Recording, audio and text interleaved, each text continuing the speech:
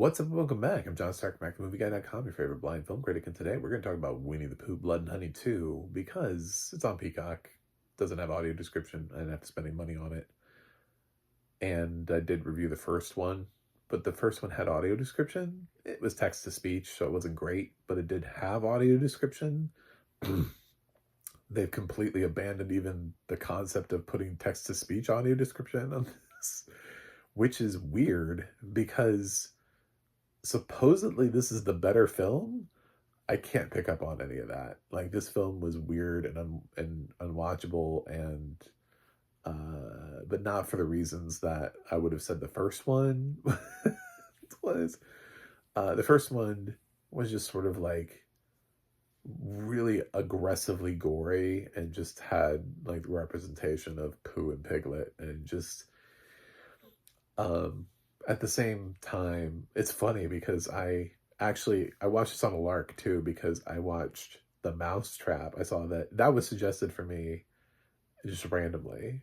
And then when The Mousetrap finished, the next movie that it suggested for me was this, and I had time, and I was like, you know what? So I back to back featured The Mousetrap and Winnie the Pooh Blood and Honey 2 without audio description, both of them. Um, and I'm thinking with these characters, the answer to the question is not to be the first. I know that's what they're trying to do with this Pooh universe, where we've got, a horror Peter Pan and a horror Bambi and a horror Pinocchio and whatever. They're trying to take all these. They're basically trying to like middle finger to Disney, um, but at the same time, you want to be remembered for being the best, not the first. It's the same thing I said in The Mousetrap. These people are so concerned with being the first, they're not concerned with being the best. And I think from everything that I've heard about this movie, there's even a critic, I think, who's featured in this, who blasted the first movie. And listening to some of the critics who talked about this, like Cody Leach's review of this is interesting, because he had this like back and forth with the director over the first movie. There's 3C Films, which has a decent following. I prefer Cody, but I also saw that 3C, I think, is actually featured in this. So I saw somebody else mention that. I was like, you guys are courting? Hello, can I be in the third one? Um, oh no. But yeah, it's just come up with the best idea. You know what I'm saying? And Disney characters killing people is not necessarily it's cool, but it's like, how are they doing it? And I think they tried, and there was like in the first movie they were like, well, Christopher Robin abandoned them, so they ate Eeyore, became monsters. And in this film, they bring in Tigger and Owl here. So inevitably, at some point, we'll get Rabbit and Kangaroo, I'm sure, in the third film, because they'll incorporate more characters. They also lose one of the four. I'm not going to say which one, because I'm not here to spoil this for anyone who actually wants to watch the film. But I'm aware of the fact that one of them doesn't survive this movie. At least one of them, possibly two. Although I'd be hard. I think I'm going to go with one.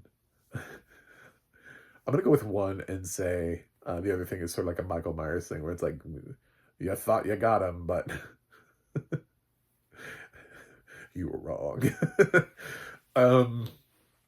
Yeah, I don't know. It's just the best part about these movies is always the beginning. I actually really enjoy the animated sequence at the beginning and the little narration, and this film has that too. It was the best thing about the first movie, so I'm glad that they kept it. It's not quite as long, and I didn't have the audio description to support it, which made it a little less fun for me.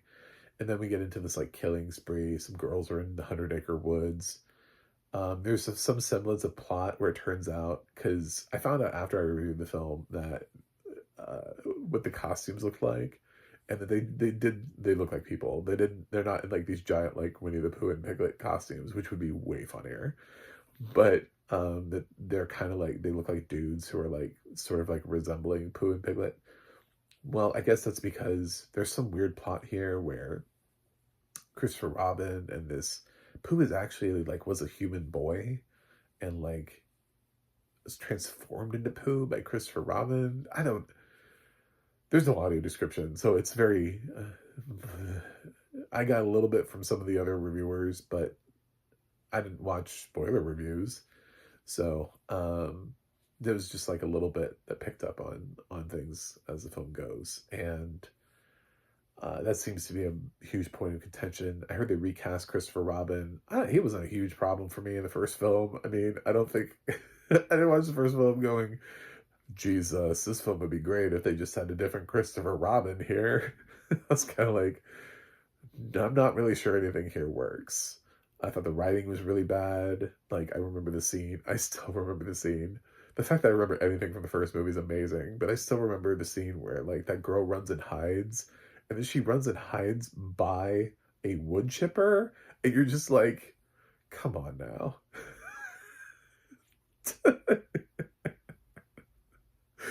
It's like I didn't even need to know where that. I could have gotten up and gone to the bathroom and been like, I know it. My friends would have been like, "Oh, shit! I know what happened." Believe me, this film is not that smart. Um, but some people have rushed to the defense of this one and said that it's an improvement. It's a little bit smarter. However, it lacks the audio description for me to be able to follow it. So, in a way where I might have been able to give it an improved grade upon the first film, I can't do that because I don't know. Um, so I would have loved to see how Tigger and Owl are actually incorporated and their kills. And it's like, if you're going to go bloody, well, let's talk about it. I know that they had an increased budget because obviously they spent nothing on the first film and it actually made some money. So I'm sure they had a little bit of budget. So, this got a little bit more of a theatrical release. I think the first one was just like a Fathom event, like a one night Fathom event. And obviously they're going to continue to make more of these. I would just encourage them to continue to think about why. And I think they started to do that here. It's almost like if you could pretend the first film didn't happen, and just go from here. It's weird because it's sort of like with Friday the 13th. I'll use that as a comparison. I don't think we're quite at Friday the 13th's level yet, but this reminds me a lot of Friday the 13th, where even though the first film feels iconic to you, you don't really realize it's not Jason in that. The Friday the 13th you know and love really begins in part 2 with Jason. The first one is Mrs. Voorhees.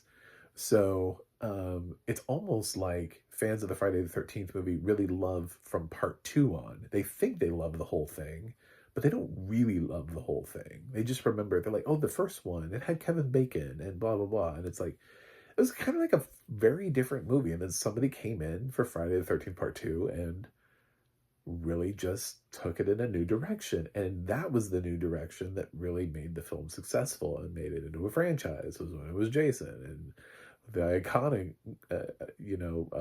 of having that hockey mask and Jason and everything. That happened in the second movie.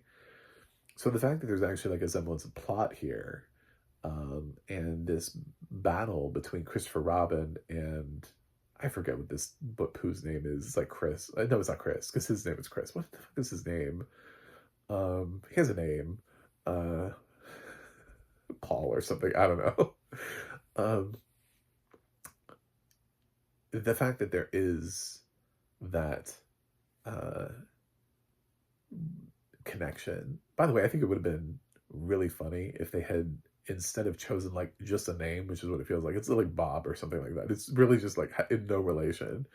It would have been like if his name was like Winifred. You know what I'm saying? If he had one of those names that you could have tied to an aspect of Winnie the Pooh, or Winston, something like that.